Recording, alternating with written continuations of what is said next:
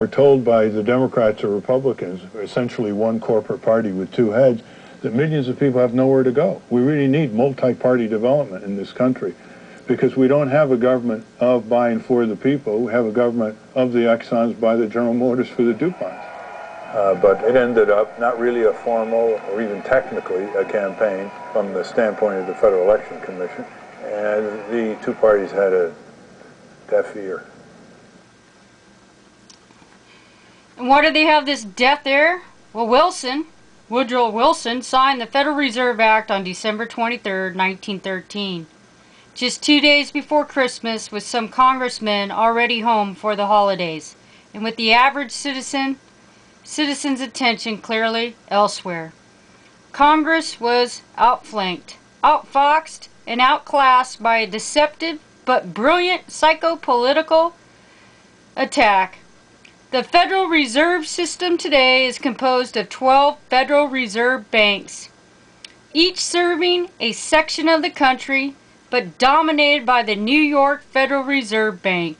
These banks are administered by the Board of Governors appointed by the President and confirmed by the Senate, usually a rubber stamp procedural. The Fed is such a pivotal force in the world economy that financial experts in every nation pay close attention to any action it takes. The attention is warranted.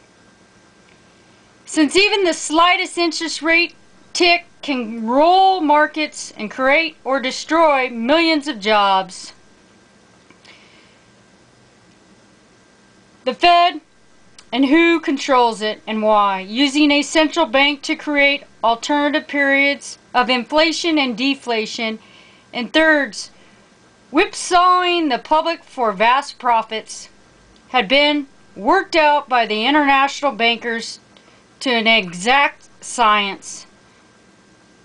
In 1913, the Federal Reserve System establishes the most gigantic trust on earth. When the President signs this act, says Lindbergh, the invisible government by the money power will be legitimized. The new law will create inflation whenever the trust wants inflation. From now on, depressions will be scientifically created, he warned. So there it is, folks. Thanks to the sellouts, anytime the Rothschilds decide to flick the switch, we'll have an inflationary depression, as we see now, 2008. And these corporate elites don't like unions, and they believe in busting wages. They're very evil, and they believe in the balance of power, which means owning the banks in Israel and Iraq and around the world,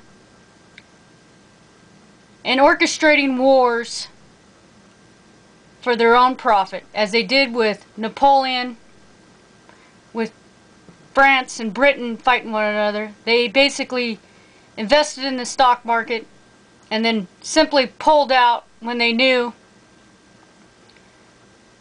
the British were going to win, and simply made their profits. And yes, even Clinton is a CFR. They're all in on it. But the good news is there's more of us than there are of them. There's only 3,000 CFRs in Congress, and there's millions of us.